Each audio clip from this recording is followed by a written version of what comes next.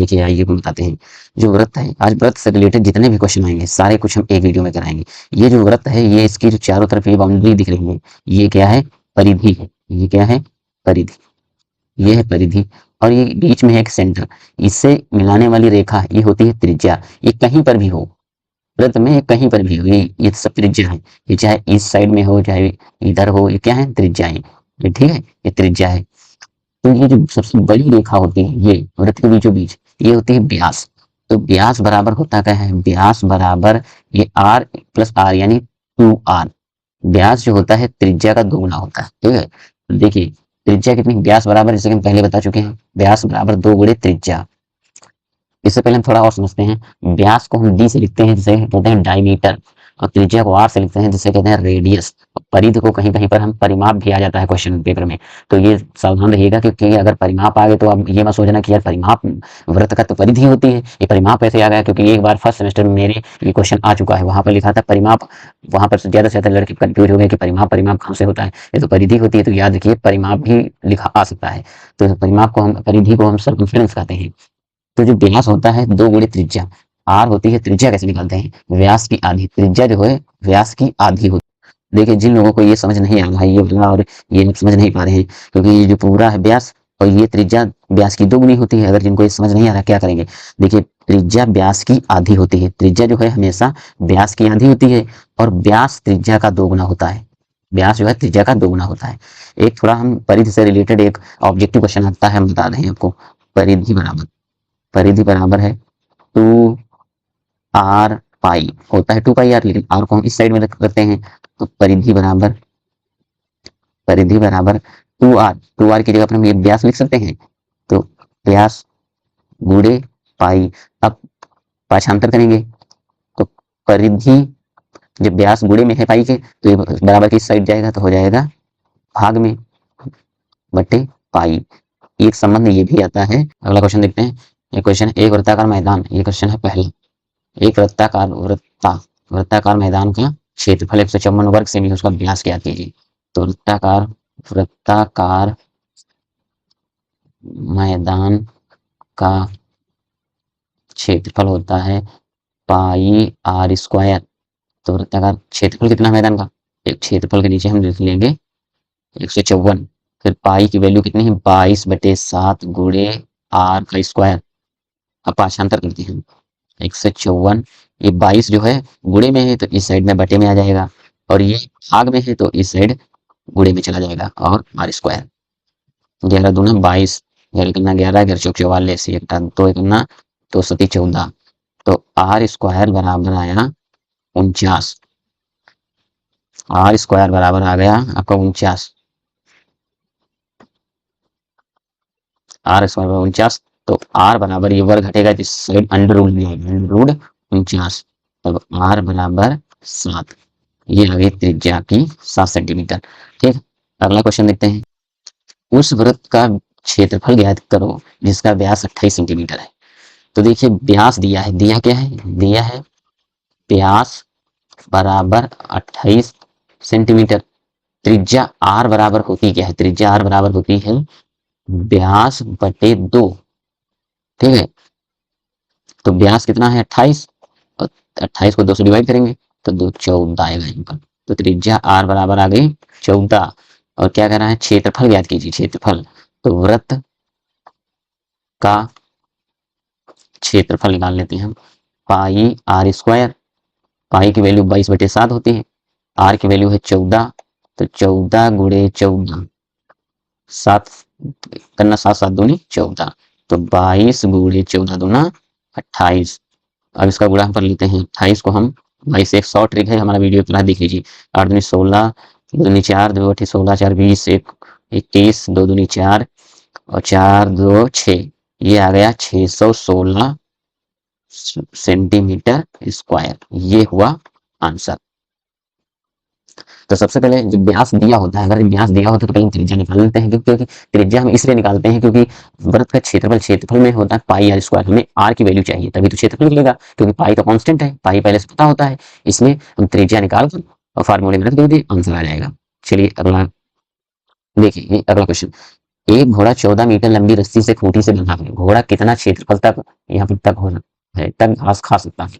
तो सबसे पहले इस सवाल को करने से आप समझिए, जितने लोग गांव में रहते हैं उन्होंने देखा होगा कि जैसे गांव में गाय या भैंस होती है, गाय हर, जैसे कि मैं भी गांव में रहता हूँ, मेरे वहां भी एक गाय और भैंस है।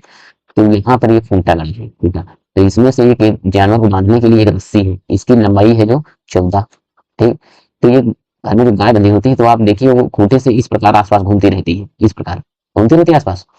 तो ये 14, ये जो, ये समझ लिया, ये जो खूंटा है ये केंद्र है, ये वृत्त का केंद्र है। और ये रस्सी जो है त्रिज्या है, रस्सी जो है, रस्सी वृत्त की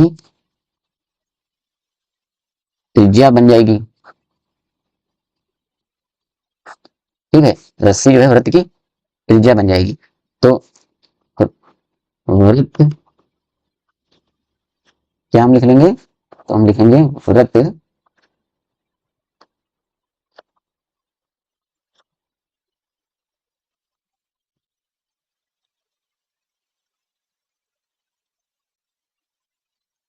जैसे हम लिख रहे हैं रस्सी की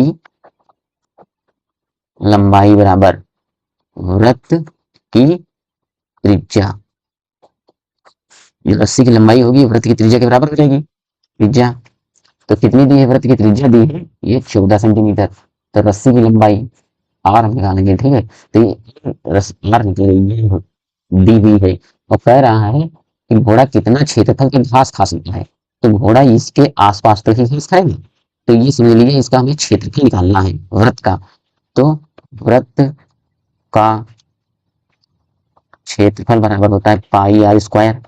पाई की वैल्यू है 22/7, आर की वैल्यू है 14 × 14। ठीक है, 7 को 7 से काट देंगे, 7×2 = 14, 22 × 14 = 28। इसमें भी वही आंसर आएगा, 616 वर्ग सेमी। तो क्वेश्चन है, और हम कलर चेंज कर रहे हैं। अगर एक वर्ग, ये बना है वर्ग, वर्ग, वर्ग की एक भुजा है 7 सेंटीमीटर। पहला वृत्त की परिधि ज्ञात कीजिए। ऐसा क्वेश्चन एक बार आ सकता है, देखिए एक बार आया हुआ भी है, आपका कॉमन सीरीज में दिया है। ये जैसा है, ये है वर्ग, वर्ग की जो चारों भुजाएं होती है बराबर। तो ये दिया है वर्ग, वर्ग की एक भुजा है। तो यहाँ पर देखिए, ये यहाँ पर भी तो 7 होगी, यहाँ पर भी टोटली 7 होगी, जैसे कि ये भुजा 7 है। तो ये वृत्त का व्यास आ जाएगा, ये वृत्त का व्यास। तो वृत्त का व्यास बराबर दिया हुआ है 7। तो त्रिज्या निकालनी है, तो वृत्त की त्रिज्या, वृत्त की त्रिज्या बराबर 7/2। त्रिज्या कितनी आ गई, 7/2। अब क्या करें, वृत्त की परिधि, तो वृत्त की परिधि बराबर होता है 2πr, 2 × 22/7, 22/7 × 7/2। 7 से ये 7 कट गया, 2 से ये 2 कट जाएगा। वृत्त की परिधि कितनी आ गई, 22 सेंटीमीटर। ये आंसर हुआ, ये आंसर हो गया वृत्त की परिधि। अगर इसी में कह दिया जाए, क्वेश्चन और आ सकता है, अगर कह दिया जाए, अगर इसी सवाल में कह दिया जाए कि एक वर्ग है, एक वर्ग है, इसके अंदर जो ये है, चारों तरफ वर्ग के अंदर जो ये छूटा है, छूटे हुए छायांकित भाग का कहे दे क्षेत्रफल बताइए। छायांकित भाग का क्षेत्रफल बताइए। तो कैसे निकलेगा, देखिए, छायांकित भाग का क्षेत्रफल, छायांकित भाग का क्षेत्रफल होता है, छायांकित भाग का क्षेत्रफल एक तो होगा वर्ग का क्षेत्रफल, वर्ग का क्षेत्रफल माइनस वृत्त का क्षेत्रफल, वृत्त का क्षेत्रफल। देखिए, टोटल वर्ग का क्षेत्रफल होता है भुजा स्क्वायर, भुजा स्क्वायर। तो भुजा कितनी है, 7, ये 7 का स्क्वायर भुजा, माइनस वृत्त का क्षेत्रफल होता है वर्ग की पाई आर स्क्वायर। तो पाई का वैल्यू है 22/7, और आर स्क्वायर, आर की वैल्यू है 7/2 × 7/2। तो ये क्या हो जाएगा, हम इसको इस काटेंगे, 2 से 11 आ जाएगा। तो फिर ये हो गया 7×7 माइनस 77/2, 77/2।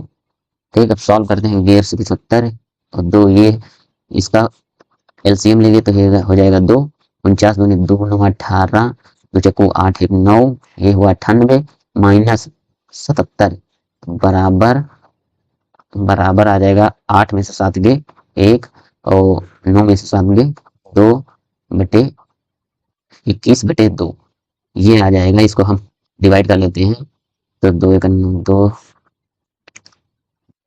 10.5 से जब डिवाइड करेंगे तो ये आंसर आ जाएगा। देखिए अगर क्वेश्चन थोड़ा सा चेंज कर देगा, कहेगा कि ये है वर्ग, वर्ग के अंदर बना वो वृत्त, इसके अंदर जो ये छूटा हुआ भाग है इसका क्षेत्रफल निकालना है। तो ये किस हिसाब से आ जाएगा, छायांकित भाग का क्षेत्रफल। ठीक है।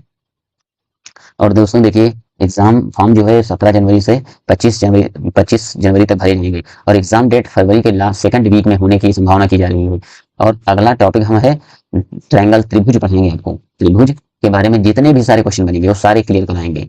देखिए हम भूल जाते हैं इसलिए हम लास्ट में बोल दिए हैं लाइक और सब्सक्राइब करना ना भूलें, क्योंकि हम आपको आपके लिए बहुत मेहनत से वीडियो बनाते हैं। देखिए अगला टॉपिक, इससे पहले हम क्या पढ़ा चुके हैं, वर्ग, वर्ग और आयत और ये आज का हुआ व्रत। ये सारे टॉपिक जिन लोगों ने नहीं पढ़े तो दोबारा देख लीजिए, क्योंकि इनसे हर बार तीनों से क्वेश्चन आएंगे जरूर। और ये भी त्रिभुज भी बहुत ही महत्वपूर्ण टॉपिक है, इससे भी एक क्वेश्चन आना अनिवार्य है। जय हिंद।